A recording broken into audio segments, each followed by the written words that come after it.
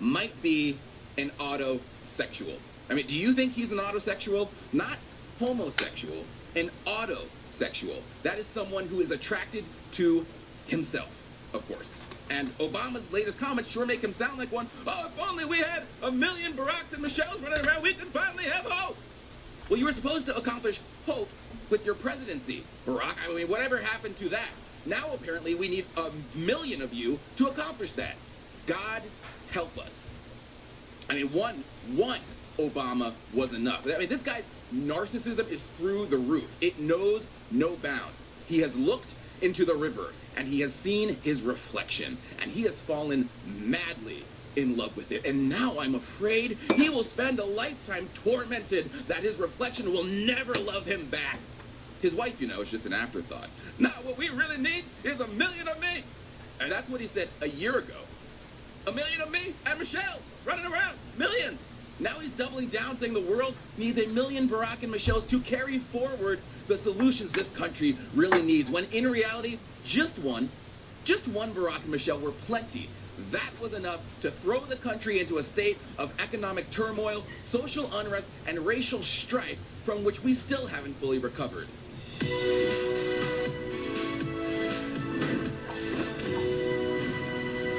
All right, and welcome to the White House Brief with me, your humble correspondent, John Miller. Follow me on Twitter at MillerStream if you simply can't get enough of the profundities I offer here. And make sure to subscribe to our podcast. You can listen to the White House Brief on the go now. Search White House Brief. Wherever you get your podcast, it's there, I promise. Please subscribe, rate it, and review it. Anna Kasparian and her dopey little podcast have fallen off the iTunes top charts list, but I'm still only one spot above the Krasenstein Soy Bros. So you gotta subscribe to get them the hell out of my sight. Okay, so former President Obama, speaking to a bunch of Canucks at the Bell MTS place in Winnipeg, Canada, and told them, quote, if we could form a network of those young leaders, not just in the United States, but around the world, then we got something. He continued before adding, if we can train 1 million Baracks and Michelles who are running around thinking they can change the world, hope is attainable. I mean, the narcissism of these comments is just astounding. It really is astounding, but not surprising, because lest we forget, this isn't the first time he stated a desire to apparently clone himself. Here's what he said almost a year ago to this day. I could do that effectively, then,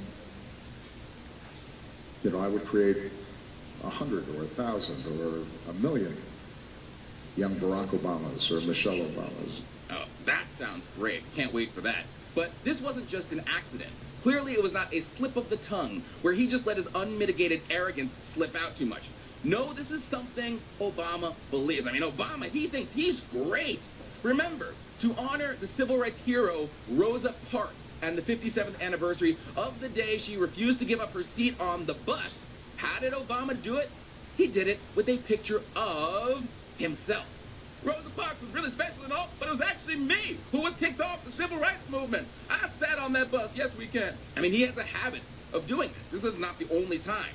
To honor Neil Armstrong's life after Neil Armstrong passed away, Obama also used a picture of himself, gazing off into the stars. And then on the 50th anniversary of the death of JFK, Obama posted a picture of himself, gazing up at JFK. It is about Obama every single time. And you're not going to believe this last one. For the presidential biographies on the White House website, they keep a bunch of bios for the presidents there.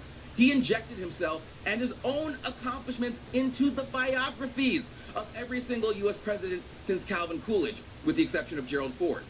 President Coolidge later helped create the Federal Radio Commission, which has now evolved to become the FCC, but President Obama became the first president to hold virtual gatherings and town halls using Twitter, Facebook, Google+, and LinkedIn. Isn't Obama so fantastic? President Roosevelt signed the Social Security Act. Today, the Obama administration continues to protect seniors and ensure Social Security will be there for future generations. Reagan called for a fairer tax code, one where a multimillionaire did not have a lower tax rate than a secretary. But today, President Obama is calling for the same with the Buffett rule. Yes, Obama, if you can believe it, taking credit for the Reagan tax cut. Total narcissist, looking into the river, falling in love with his own reflection. Which is why I think he might be an autosexual. After all, we are living in the age of the autosexual, the people sexually attracted to themselves. An article in The Guardian asked, are you turned on when you look in the mirror and enjoy nothing more than a steamy night at home alone? If so, you could be an autosexual. And of course, we've seen what a steamy romantic night at the Obama household looks like by himself.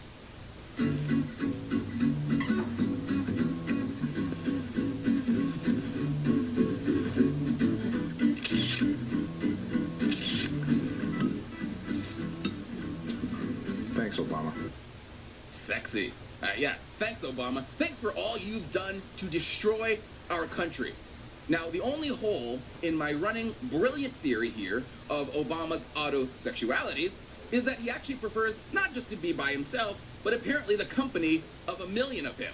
Yes, 1 million reckless Marxists who hate their country. Wouldn't that be fantastic? 1 million people who believe that the United States, as it was founded, is unjust and immoral to its core and must be changed, must be transformed. 1 million community organizers who grew up smoking dope and driving around hotboxing the Choom wagon. Remember the Choom gang? Because remember what a little teenage Barack Obama was like. Yeah, I used drugs, I drank. I pretty much tried whatever was out there, but I was in Hawaii and it was a pretty relaxed place. Yeah, we need 1 million of those. I mean, we of course know after that he became a community organizer, got his law degree, taught cases on racism, and then weirdly enough, the Constitution, where I want to know if he was just like, all right, the Constitution, you start here, and then you rip it in half and throw it in the garbage. And then he, after that, dabbled in law, but he made it clear he wasn't really interested in practicing law. He just wanted to do it to learn about Chicago politics, and in the meantime, he attended Louis Farrakhan marches. He then ran for office, and then he demagogued his way up to the presidency, where he divided the country so much to the point I truly believe we are still recovering from it. I mean, the racial tension he stoked is still evident in our discourse. He emboldened radical Black Panthers and radical white supremacists, both fringe groups, with his acrimonious rhetoric. And then what did we see from that? We saw more division. We saw Ferguson, and then we saw Charlottesville. And I believe you can trace that all the way back to Obama. I mean, 1 million Barack Michelles would aggravate that, well, 1 millionfold. Now, at this event in Canada, he said he plans to make a, quote, university for social change. Oh, how novel. Aimed at developing the skills of young people from around the world who harbor cynicism toward old institutions. Really? A university for social change? Well, sign me up. We can call it Columbia University. Now, when he says old institutions, what does he mean exactly? Well, he means the free market. He means capitalism. Because they believe capitalism is old and dusty. Doesn't work anymore. Because the Dems, they're playing this game where they pretend socialism is this amazing new system no one's ever tried before. They act like socialism isn't the road to communism, which is how Marx envisaged it. And communism is responsible for the death of like 100 million people just in the last century. I mean, socialism, Venezuela is doing a great job with socialism now. Just, don't ask Maduro the wrong questions because he'll hold you hostage and your crew hostage, steal your footage, and destroy it. Socialism, isn't it wonderful? People are starving, they have no food, there's a civil war right around the corner because the leaders of Venezuela, they harbored that same cynicism Obama was talking about toward old institutions. Barack Obama wants 1 million of him to bring up that wonderful change you just saw. I mean, for him, one presidency was not enough. His fundamental transformation is only getting started, if you ask Obama. And he's going to do that through things like indoctrinating millions of Americans through Netflix. Millions of people watching his programming on Netflix. Don't forget about that one. And now, apparently, he plans to carry out his fundamental transformation through cloning himself. I mean, you can't make this up.